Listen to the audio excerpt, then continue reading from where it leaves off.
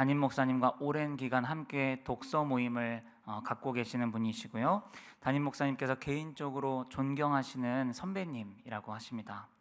아카데미 목회자 숨과 쉼 운영위원이시면서 또 선교지의 교회를 건축하는 미션 빌더스의 리더이시라고 담임 목사님께서 알려주셨습니다. 네. 더불어 곡성에 있는 개신교 수도원이죠. 소망의 언덕의 원감으로 계시는 우리 서문원 목사님 앞으로 모실 때 큰 박수로 환영해 드리면 좋겠습니다.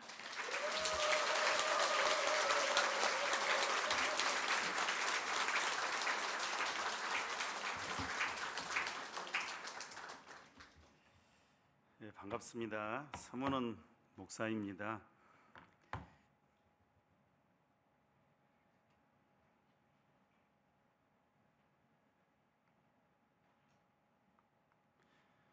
기독교 서적 중에 기도에 관한 책은 늘 상위권을 맴돌고 있습니다. 그 이유가 뭘까요? 바로 실제 기도의 자리에 나가지 않아도 기도에 관한 책을 읽으면 마치 내가 기도한 것 같은 생각이 들고 위로가 되기 때문이라는 믿거나 말거나 하는 그런 이야기가 있습니다. 얼마 전에도 기도에 관한 책이 출간이 되었습니다. 아마 열린 베델교회에서도 그 책을 구입해서 많은 성도들에게 이렇게 나누어 주었다라는 소식을 들었습니다. 바로 이화정 목사님이 쓴 엄마의 일기가 하늘에 닿으면이라는 책입니다. 그 책을 읽으시고 난 이후에 여러분은 좀 더 기도하는 사람이 되었습니까? 아니면 그냥 위로만 받고 눈물만 흘렸습니까? 제가 그 책을 읽은 많은 사람들의 이야기 속에 그 책을 읽고 정말 많이 울었다 라는 이야기는 들었는데 그 뒤에 내가 정말 기도의 사람이 되었다라고 하는 소식은 아직 전해 듣지 못했습니다. 바로 본인의 삶의 고통과 심적인 힘든 것, 또 교회와 목사를 위한 기도, 자녀를 향한 끊임없는 기도, 또 손자들을 위한 기도의 내용으로 가득 찬 그의 책에서 그 일기를 우리는 만나보게 됩니다. 바로 기도는 호흡이라는 말에 실제 증인으로 살았던 오순심 권사의 이야기를 듣게 되고 우리는 감동을 받고 또 기도의 자리에 나간 사람도 있었을 것이라는 그런 위로를 받아봅니다. 여러분, 기독교에만 기도가 있을까요? 그렇지 않습니다. 모든 종교에는 기도라는 게 있습니다. 그리고 모든 종교에서 하는 그 기도의 특징이 뭐냐 하면 내가 원하는 것을 내가 정해놓고 그것을 내가 믿는다고 하는 신에게 내가 원하는 방법으로 내가 원하는 시간에 이루어 달라고 하는 그게 그 다른 모든 종교들의 기도의 특징입니다. 그렇다면 과연 교회는 어떨까요? 교회의 기도는 다를까요? 내가 원하는 것을 하나님께 이루어 달라고, 그것도 내가 원하는 방법으로 내가 원하는 시간에 이루어 달라고 떼쓰는 이런 기도가 우리의 기도의 현실임을 우리는 부정하지 못할 겁니다. 물론 이런 기도마저 사라져버린 오늘의 현실은 정말 마음 아픈 일입니다. 요즘은 소나무 뿌리를 뽑았네, 밤을 새서 기도했네, 이런 소리는 그 먼 옛날의 이야기만 되어버렸지 누구 한 사람 교회에서 밤을 새워 눈물로 기도했다고 하는 소식을 듣지를 못하는 것이죠. 그러나 이것은 잘못된 기도입니다. 내가 원하는 것을 정해놓고 하나님 앞에 떼쓰는 것은 잘못된 기도임에 분명합니다. 그렇다면 여러분, 기도가 과연 뭘까요? 아니, 나도 좀 기도하는데 그렇다면 나는 기도를 잘못한 것일까? 기도가 뭐야? 이런 질문을 우리는 해보게 됩니다. 여러분, 아담과 하와가 에덴 동산에서 하나님께 기도를 했을까요? 안 했을까요? 내가 거기에 안 있어봐서 잘 모르는데요. 물론 기도를 했습니다. 그러나 우리가 생각하는 그런 기도가 아닌 기도를 아담과 하와는 하나님께 한 것이죠. 여러분, 기도의 본질은 여러분이 다 알다시피 교제라는 거죠. 다른 말로 표현하면 대화입니다. 대화라는 말은 일방적으로 내 사정만을 말하는 것이 아닙니다. 나의 상황과 형편과 문제를 말하고 또 상대방의 말을 듣는 것, 이게 대화고 이게 기도의 본질이라는 겁니다. 이 대화라고 하는 이 말 속에는 내가 말하면 상대방이 말한다라는 뜻이고, 또 내가 기도하면 하나님께서는 응답하신다라는 뜻이 거기에 숨어 있습니다. 그렇죠? 그러니까 기도하면 하나님은 반드시 우리에게 응답하시는 하나님이시죠. 아멘. 근데 어쩌다 내가 정해놓고 내가 원하는 방법으로 그 시간대 이루어지면 하나님이 내 기도에 응답했네 하고 감사 헌금을 하고 간증을 하는 일은 많이 있으나 그렇지 않을 때가 더 많이 있는 것을 보게 됩니다. 에덴 동산에서 아담과 하와가 석양 무렵에 동산을 거닐면서 하나님과 이야기를 계속했을 것으로 우리는 짐작을 해보게 됩니다. 오늘 하나님, 오늘 이런 일이 있었는데 오늘 저 강아지가 말을 안 들어가지고 내가 뒤지게 패주고 싶었으나 참았습니다. 단 주님, 저 강아지를 어떻게 할까요? 라고 아마 이런 것까지도 질문을 했을지도 몰라요. 그러면 하나님은 또 말씀을 하시고 그 말씀을 들은 아담과 하와는 그 주님의 뜻대로 또 그렇게 순종하며 살았던 이런 모습을 우리가 상상해 볼 수 있는 겁니다. 바로 이것이 기도죠. 그러나 범죄 이후에 에덴 동편으로 쫓겨났습니다. 하나님과의 사랑의 교제가 끊기게 되었습니다. 그러나 영원하신 하나님께서 그 크신 사랑하심으로 이 세상을 만드시기도 전에 저와 여러분을 하나님의 마음에 품으시고 때가 되어 그리스도의 십자가의 사랑을 통해서 우리를 하나님의 자녀로 불러주셨습니다. 바로 하나님과 교제할 수 있는, 대화할 수 있는 길이 다시 열려지게 된 겁니다. 그래서 이 하나님의 자녀로 부르심 받고 그 하나님 앞에 나와 교제하고 대화하고 묻고 답을 받는 이 영광스러운 일이 바로 기도라는 것이고, 이게 예수 믿는 모든 사람들에게 주어진 특권 중에 특권이라는 겁니다.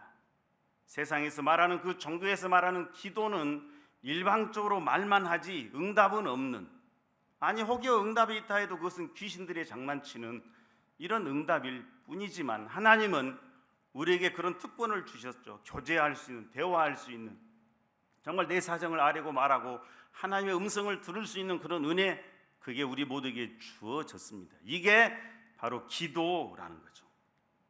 이 기도의 본질을 잘 보여주는 장면이 예수님께서 겟세마네 동산에 십자가를 지시기 전에 기도하러 가신 그 상황 속에서 우리에게 보여주고 있습니다. 제자들과 조금 떨어진 곳으로 기도하러 가시면서 베드로와 야고보와 요한에게 여기 잠시 머물러 있어라, 나와 함께 깨어 기도하라, 정말 내 마음이 너무 고민된다, 죽겠다 하시고는 조금 떨어진 곳에서 이렇게 기도하시죠.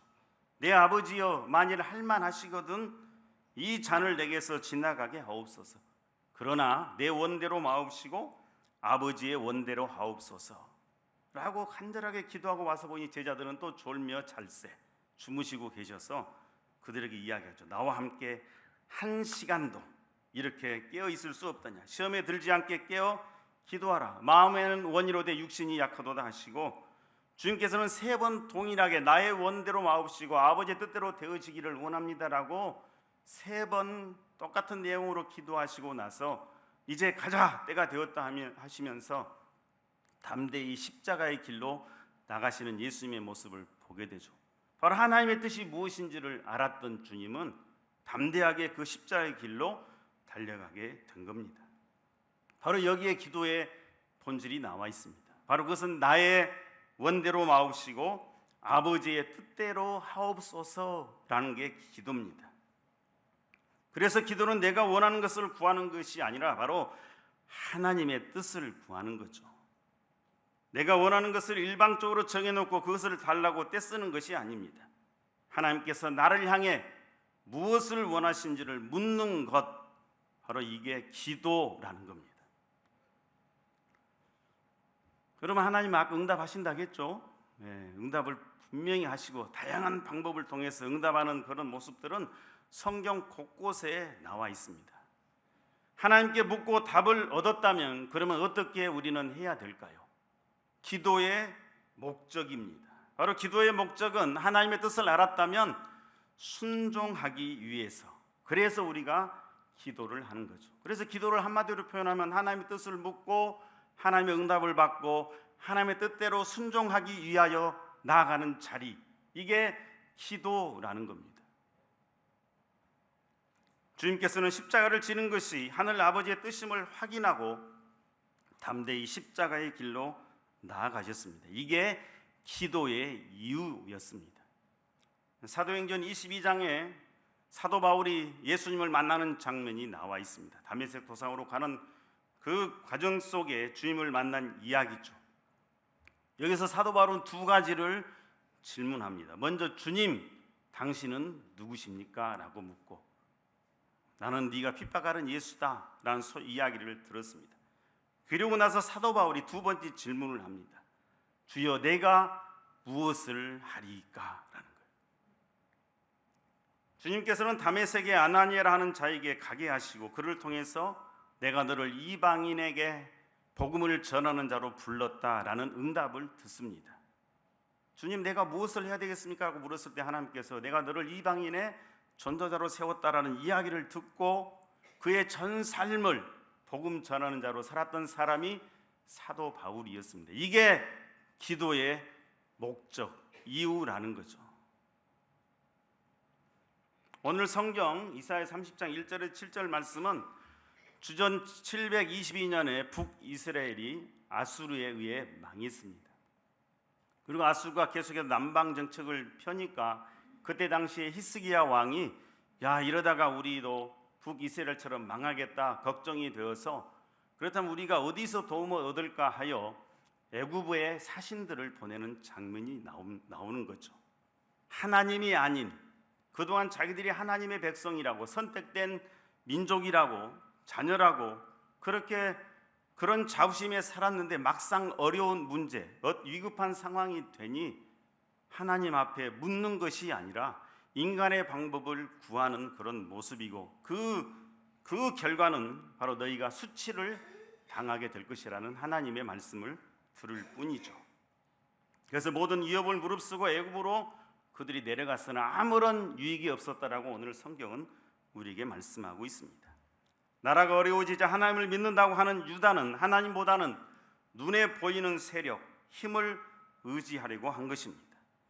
오늘 성경 2절 하반절에 보면 이렇게 기록되어 있죠. 그들은 애굽으로 내려갔을 때 나의 입에 묻지 아니하였도다 라고 이야기합니다.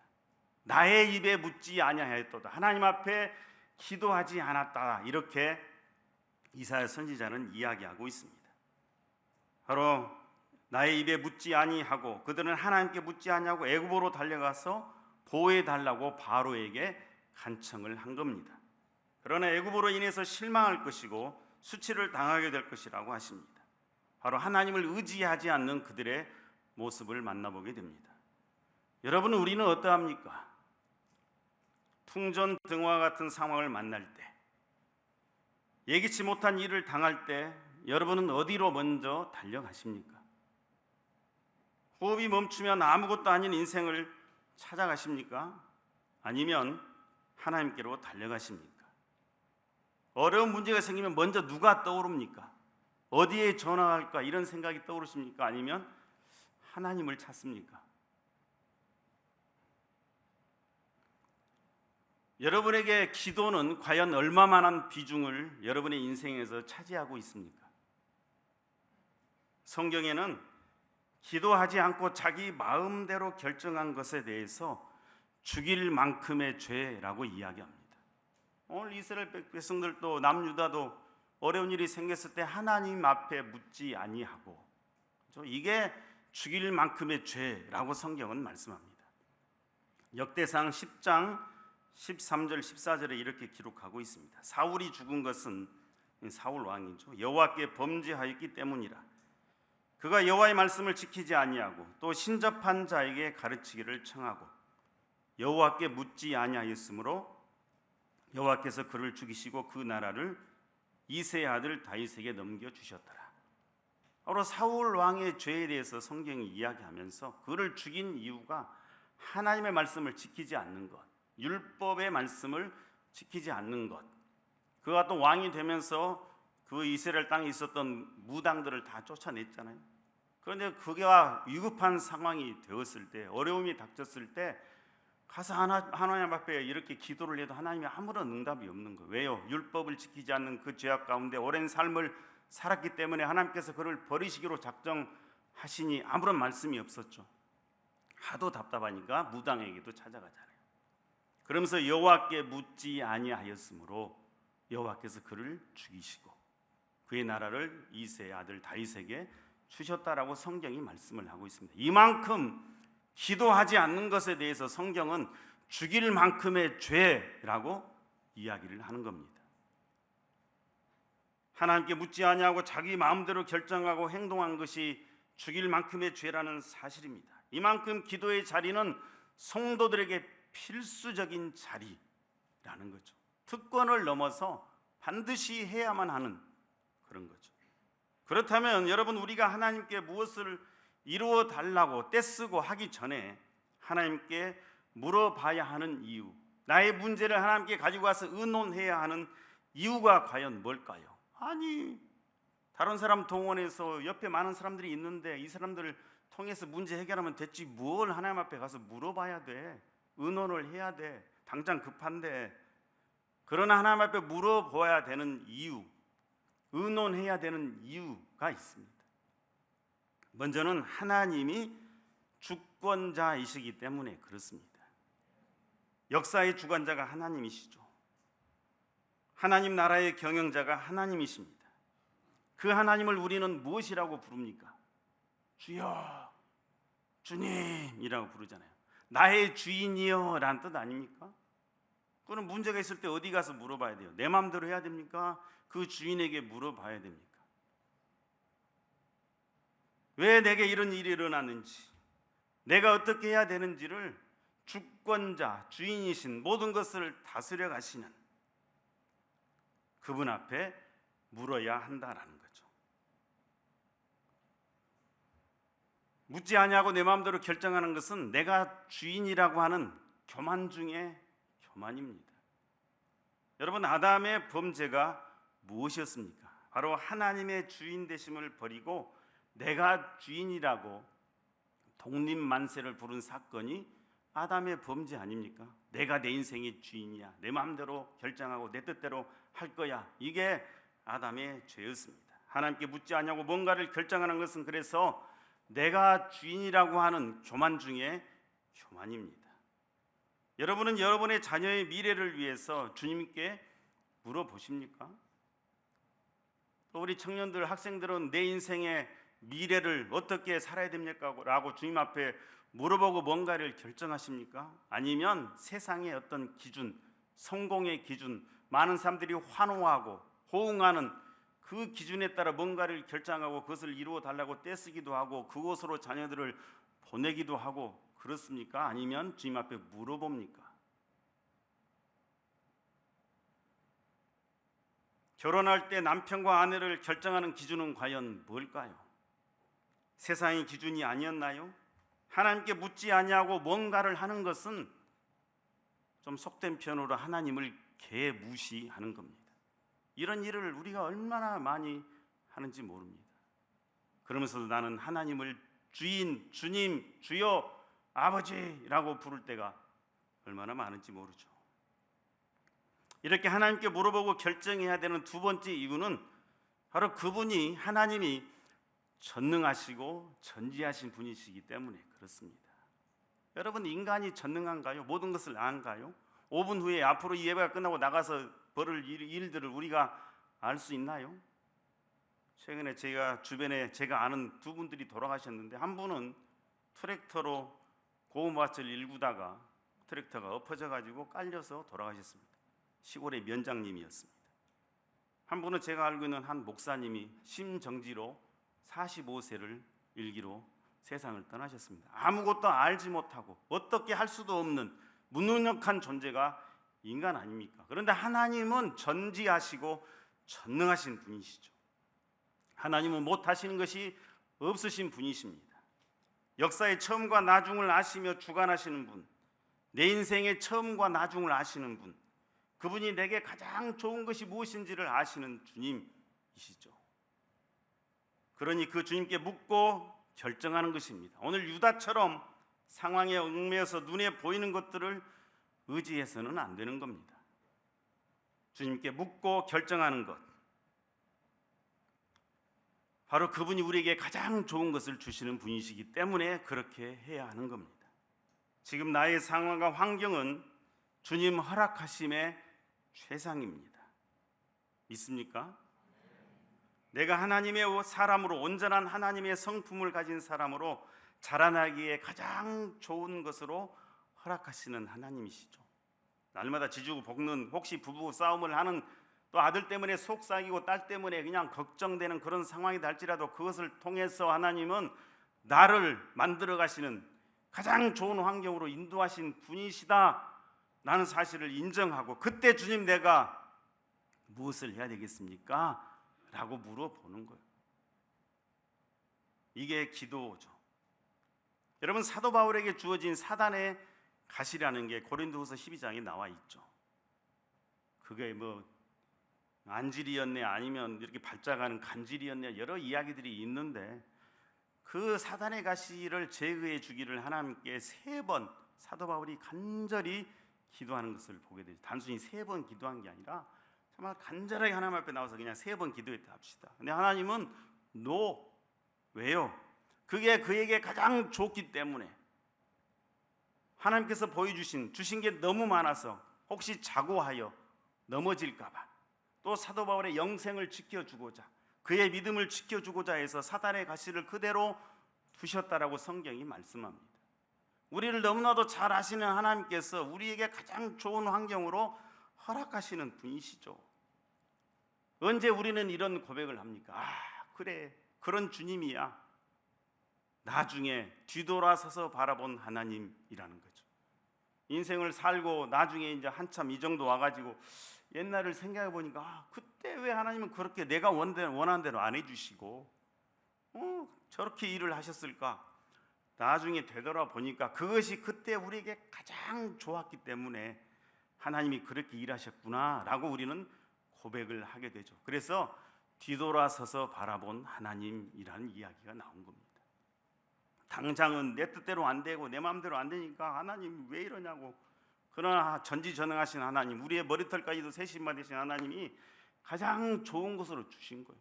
그럴 때 여러분, 그래서 하나님 이때 내가 무엇을 해야 되겠습니까? 라고 묻는 게 우리가 해야 될 일이에요. 이거 해결해 주세요. 안 되죠. 사단의 가시, 그건 하나님께서 사도 바울을 보호하기 위하여 주신 것이니까 그대로 두신 것 아닙니까? 가장 좋기 때문에.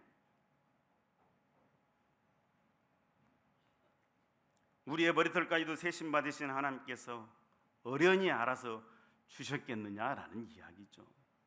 3번째로 우리가 하나님 앞에 기도해야 되는 이유는 바로 영적 전쟁이 있기 때문에 그렇습니다. 우리는 하나님의 자녀로 부르심을 받은 순간부터 어둠의 역사와 마귀의 관계와의 싸움에 돌입하게 되어 있습니다. 이것은 피할 수 없는 우리의 현실이죠. 광명의 천사로 가장하기까지 하며 하나님의 뜻을 보지 못하게 하는 사단의 역사가 있기 때문에 기도하는 거예요. 마태복음 16장에 베드로는 주님에 대해서 놀라운 신앙 고백을 하게 되죠. 주는 그리스도시요 살아계신 하나님의 아들입니다 라는 고백이죠. 그 위에 주님께서 내가 이제 예루살렘에 올라가면 종교 지도자들에 의해서 죽임을 당하게 될 거다. 그리고 3일 만에 살아나게 될 것이다 라는 말씀을 하셨습니다. 그러자 베드로가 항변하여 주여 그리 마옵소서, 이 일이 결코 죽게 미치지 못하리이다. 그러자 예수님께서 돌이켜 말씀하시기를 사탄아 내 뒤로 물러가라. 너는 나를 넘어지게 하는 자로다. 네가 하나님의 일을 생각하지 아니하고 도리어 사람의 일을 생각하는 도다 라고 말씀하셨습니다. 바로 하나님의 뜻을 생각하지 아니하고 사람의 일을 생각할 수 있는 게 우리이기 때문에 바로 이런 사단의 역사, 속임수, 유혹, 하나님의 뜻을 보지 못하도록 하는 이런 일들이 우리 가운데 있기 때문에 하나님의 뜻을 분별하기 위하여 기도의 자리에 나가는 거예요.